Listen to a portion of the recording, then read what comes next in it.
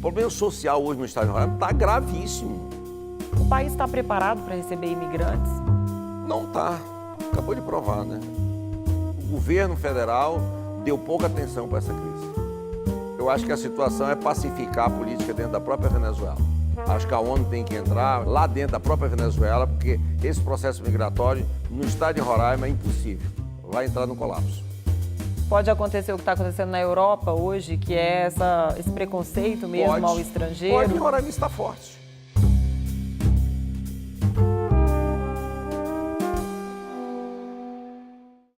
Senadora, a gente vê na mídia, nas redes sociais, a situação de Roraima com a imigração venezuelana. Mas eu queria que o senhor me descrevesse, o senhor que é de lá, qual é a real situação da Venezuela e particularmente de Pacaraima, que está na fronteira?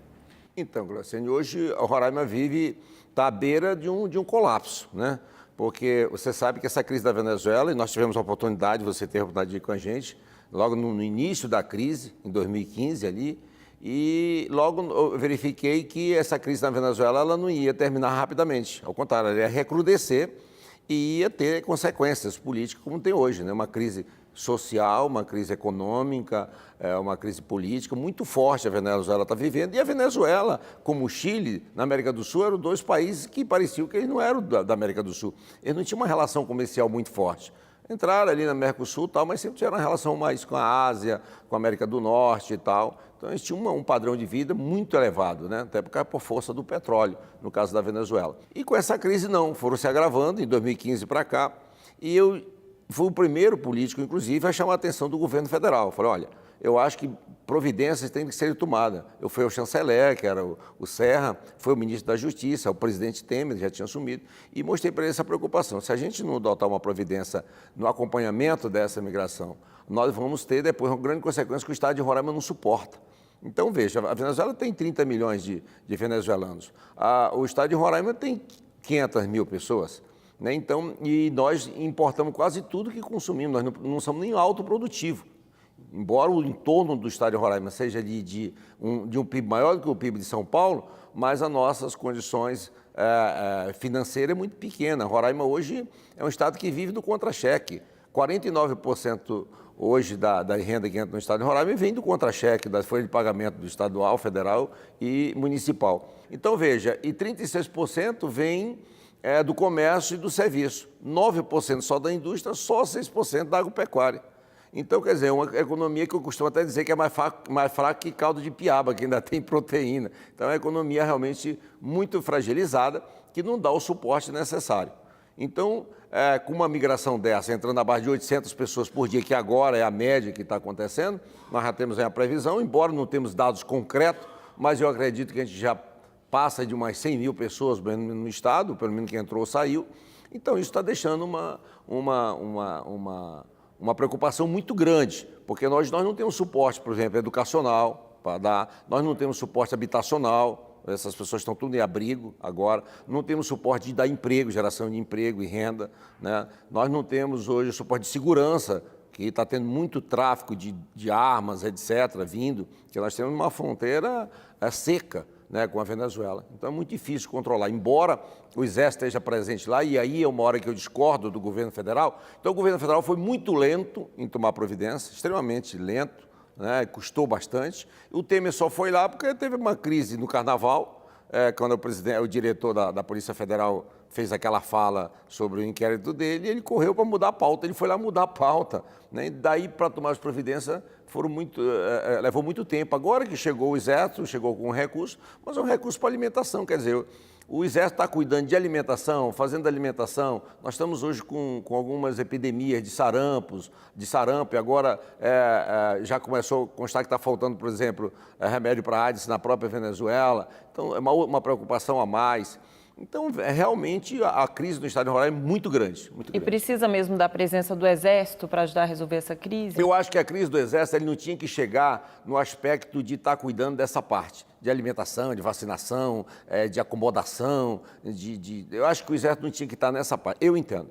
Eu acho que, por exemplo, as rodovias, elas tinham que ser seguradas pela Polícia Rodoviária Federal, que eles além de serem bem aparelhados, né, com essa era só dar suplementos para eles e também dar mais equipamento, dar mais suporte, aumentar o contingente. Eles realmente fariam isso com muita maestria, que é a prática, é o trabalho, né, é o exercício dele.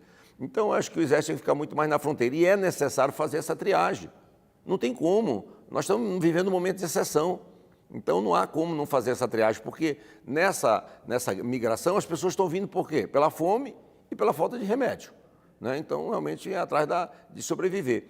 Ali vem pessoas preparadas, pessoas realmente que têm até níveis superiores, como já houve, né, um deslocamento aí de quase 100 pessoas ou 200 pessoas, interiorização do país, né? Mas essas já, inclusive, localizaram emprego e tal.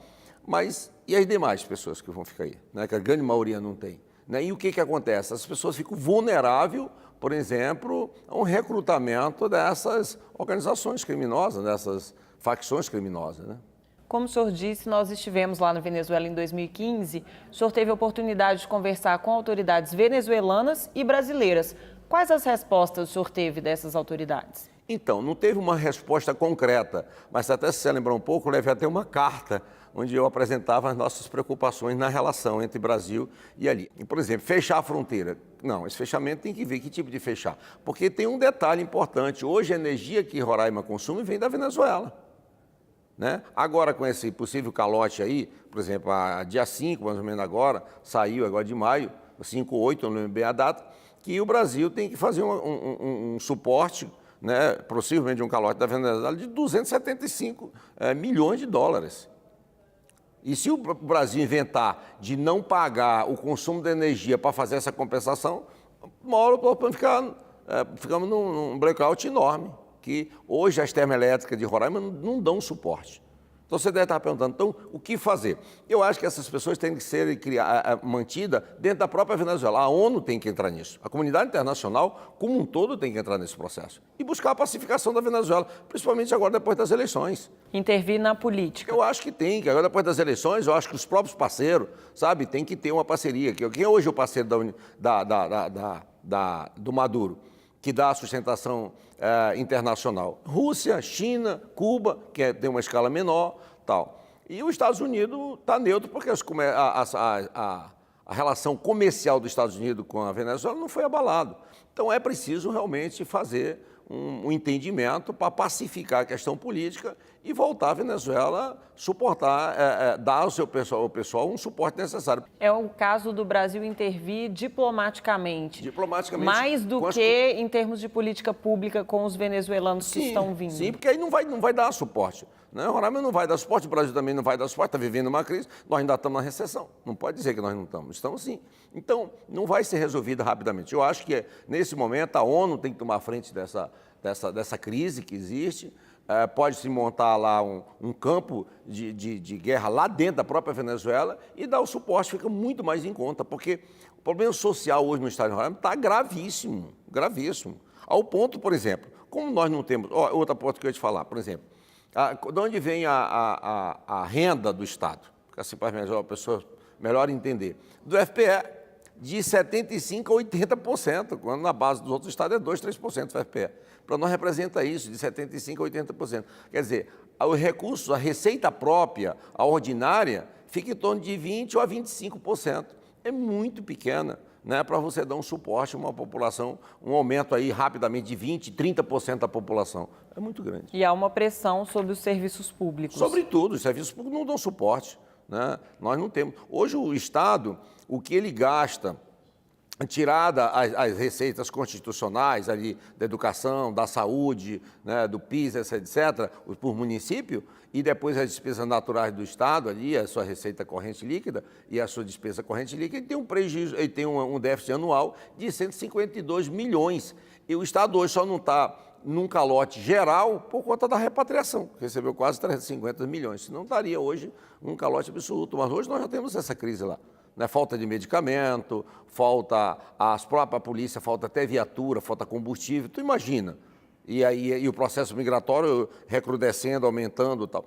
Por exemplo, as próprias comunidades indígenas, elas se recusam a receber os indígenas que estão vindo. Olha só, para te ver como a crise é, né? E olha que é a comunidade mais social que pode viver, são os povos indígenas. Mas chega ao ponto de recusar. O governo editou uma medida provisória para enviar ajuda para Roraima. Isso não foi suficiente, senador? E nem vai ser. Nem vai ser. Nós não vamos conseguir equacionar com essa medida provisória, não vamos conseguir, com todo respeito ao trabalho do Exército, que eu acredito nele, mas não vai dar a mesma coisa da intervenção no Rio. Eles estão doidos para chegar a dezembro para dizer que não deu certo, porque não está dando certo. Né? Eles fazem a coisa assim de afogadilho. Não adianta você implantar e depois chegar ao recurso, você tem que chegar junto. Se o governo federal tivesse tomado a medida quando nós alertamos ali em 2015, final de 2015, início de 2016, eu tenho certeza que o controle seria um outro controle. Hoje está desse jeito.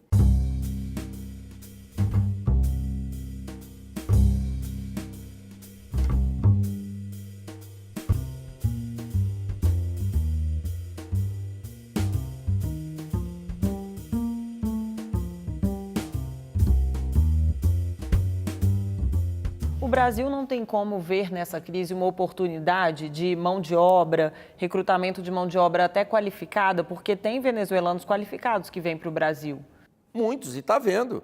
Na hora que teve essa interiorização, essas pessoas que vieram para São Paulo ou para outra localidade, que o Exército trouxe, foram pessoas já pré-selecionadas, são profissionais. A interiorização é uma boa medida? Ela ajuda muito, porque ela desafoga, né, a demanda em Roraima, que não tem, às vezes, a geração, não tem a demanda de emprego nem qualificado e nem desqualificado. Agora, há também uma competição com os empregos para os brasileiros, porque a gente tem um desemprego de mais de 12 milhões de pessoas. Os brasileiros estão vendo isso com muita ressalva. Imagina, os brasileiros, eles imaginam o povo de Roraima, né? Que ele vai procurar saúde, ele não tem. Aí vai no hospital, não tem leito. Vai na maternidade, não tem espaço. Vai no posto de saúde, não tem um remédio. A sua casa todo dia assaltada. O tráfico de arma acontecendo. Então imagina a inquietação, a insegurança, a incerteza. Aí começa o processo de rejeição. Começa a xenofobia, né? Que eu não queria falar. Mas é justificável isso, senador? Acaba que acontece. Como é que a gente lida com esse problema? Pois é, tu imagina só, né? Eu prefiro chamar de rejeição, né? Pela disputa de mercado e tal. Mas aqui acontece. Pode acontecer o que está acontecendo na Europa hoje, que é esse preconceito mesmo ao estrangeiro? Pode, Roraima está forte.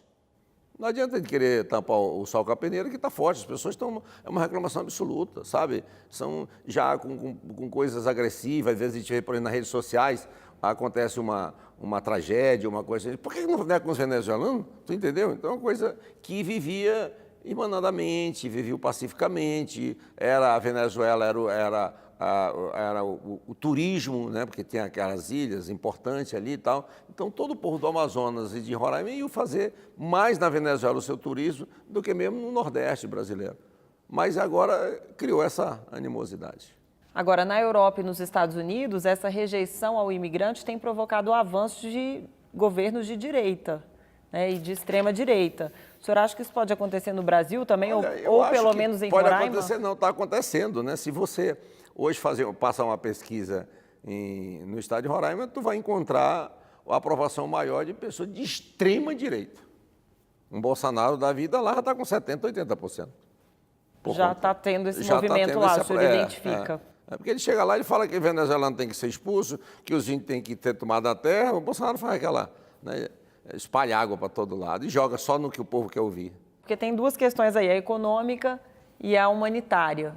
Né? Qual que a gente deve privilegiar nesse caso? O povo de Roraima ele é extremamente hospitaleiro, é extremamente humanitário. Tanto é que quem vinha dando o suporte de alimentação, de hospedagem, de tudo, era voluntários, era a população, as igrejas, as outras entidades, ONGs não instaladas lá. Eu mesmo fazia um café da manhã, gostava de tomar café da manhã para a gente conhecer a realidade. E a população, de um modo geral, fazia. Tinha pessoas que faziam da sua casa um movimento de alimentação, tal. Mas isso tem tempo, isso esgota, né? Essa bondade, ela se acaba pela escassez também, começa a acontecer, começa a faltar. E pela escalada da imigração, né? Porque começa a aumentar. O senhor já denunciava desde 2015, mas no ano passado, 2017, houve um aumento muito grande. Substancial. Quando que surgiu isso? A prefeita de lá, num momento de bastante infelicidade, ela que tinha se recusado, inclusive, até fornecer alimentação para as crianças, porque só quem estava dando abrigo era a governadora com 3 abrigos, inclusive um em Pacaraima, mas era tudo do governo do estado. Tanto é que o governo do estado mesmo recebeu cerca de quase 500 mil, muito pouco, além do que ele realmente gastou. Então, faltou uma boa parceria por parte do governo federal. Eu acho que aí há um travamento político, interesses políticos, às vezes coisas menores que estão prejudicando uma coisa maior que é o Estado. Nesse contexto, a prefeita veio aqui, se reuniu com 10 ministros e chegou lá prometendo aluguel de R$ 700.200, prometendo a casa, prometendo alimentação e também transporte para fazer a interiorização. Isso aí caiu com uma luva lá dentro, no momento que a tendência era do povo venezuelano ir para a Colômbia, ir para um outro país que era o mais próximo, falava a mesma língua, etc. Né? E isso não mudou, ainda mais com essas redes sociais, chega uma mensagem dessa ordem, menina, eles andam 200 quilômetros a pé. E de quem é esse problema? É do município, do estado ou é do governo federal? Acaba sendo de todos, porque políticas públicas se faz no município. Né? O problema é do governo federal, porque esse é um problema internacional, é do governo federal. Mas aí onde é que a gente vai fazer?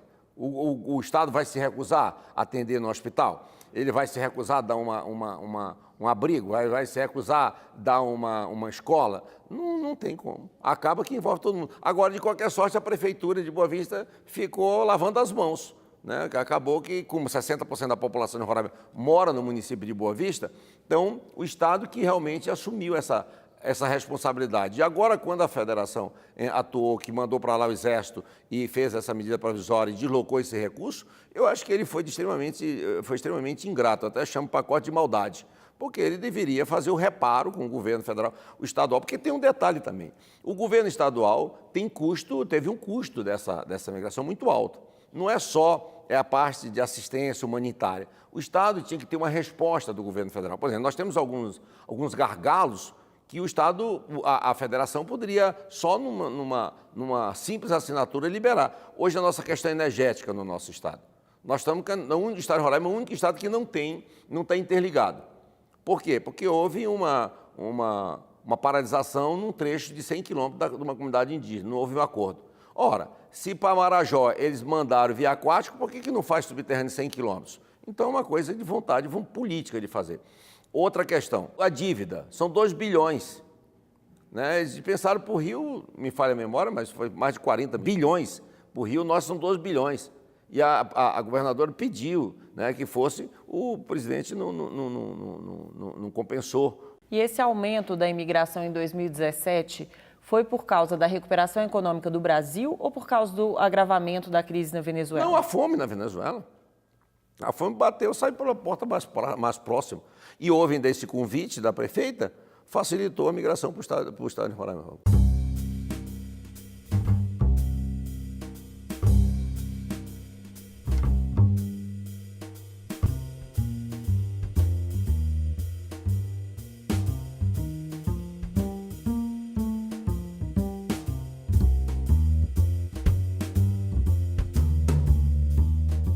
O Brasil também teve a lei da migração. Essa lei facilitou a entrada dos venezuelanos? Muito, porque ela deu igualdade, né? É obrigado o Estado a atender como atende qualquer um brasileiro, com saúde, com educação, com segurança, com social, com tudo. O senhor acha que o Congresso acertou em aprovar essa lei? Eu acho que nós não poderíamos, nesse momento, fechar isso. Até porque é um momento, a Venezuela é um momento de exceção, ninguém vive totalmente nessa crise. Né? Então, eu acho que acertou porque o processo migratório é um processo natural, de país para país, não é numa grande escala dessa. Né? Pode ter sido um ato certo no momento errado, para Roraima e para o Brasil. Entendeu? O Congresso também discute revalidação de diploma, que é uma questão super controversa aqui. Sempre foi, há uma pressão interna de faculdades também, só que é uma questão que está pesando agora para a entrada desses venezuelanos que são mão de obra qualificada. Tem gente com diploma trabalhando em postos de trabalho que não precisam de qualificação. Se o Congresso aprovasse essa revalidação, facilitaria? E muito. Eu dou um exemplo muito em cima do que acabaste de falar. Por exemplo, eu conheço um rapaz que é dono de uma farmácia e ele contratou um venezuelano para fazer serviços gerais. E uma pessoa chegou lá com uma receita e ele fazia serviços gerais na hora, mas depois ele ficava vendo remédio, onde estava ali, ajudando a organizar.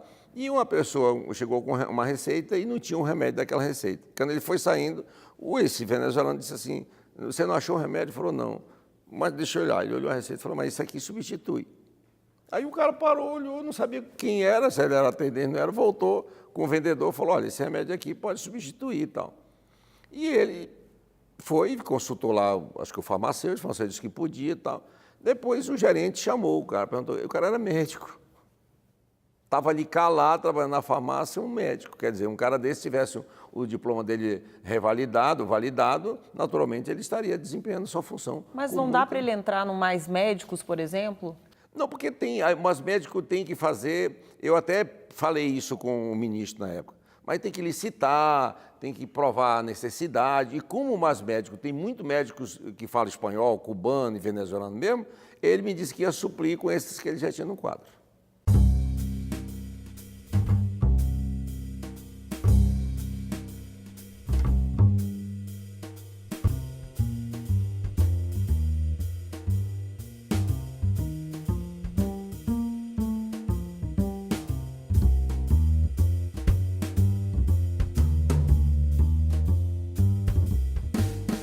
Agora, a região norte é uma região que tem baixa densidade populacional. Então, em tese, a entrada de venezuelanos ajudaria a aumentar essa densidade. Não teria também um lado positivo nessa questão? Pronto, nesse momento tem que ver. Olha, verdade que tem. No estado de Roraima, mas no estado de Roraima nós temos 60 e poucos assentamentos do INCRA. Mas lá falta tudo. Falta o saneamento, falta habitação, falta energia, falta estrada, falta a titulação das terras, falta o adubo, falta o calcário, falta tudo. E na fome vem embora para a cidade. 83% da população rural mora na área urbana. Tem território, mas não tem estrutura. Não tem estrutura, então perdeu qualidade de vida no campo. Que é isso que eu estou falando, nós temos que mudar. O governo federal, se ele libera a titulação, se ele libera a energia, se ele fizesse uma compensação financeira para o Estado, perdoando a dívida de 2 bilhões, como fez com o Rio de Janeiro, ou dando um prazo de prorrogação, isso naturalmente ia permitir até um assentamento dessas pessoas na área produtiva. E aí não vem só mão de obra qualificada também, né? A Rádio Senado fez uma reportagem... Talvez a qualificada, ela pode até vir, mas já vir encaminhada para ir para outro lugar, talvez nem pare em Roraima, né? Ou talvez nem venha, porque também a Venezuela tem essa crise, mas tem segmento lá que está vivendo, segmento do turismo, sabe? O shopping, você vai ver, até parece que não tem a tenda daquela crise toda.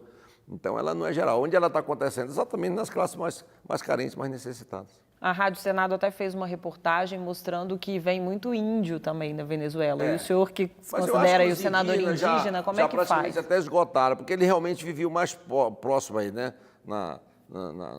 Em Santarém, em Santa Helena, aí no Arém, nessa área dessas áreas aí do estado. E a estrutura para receber os índios tem que ser diferente da estrutura para receber os demais venezuelanos? Tem uma vida mais, um pouco menos, exige menos, né? Ele vive uma vida mais ali com a natureza, né? Então, onde ele teria o suporte? Nas próprias comunidades indígenas que hoje não querem. Esse é o problema, você vê como é, né?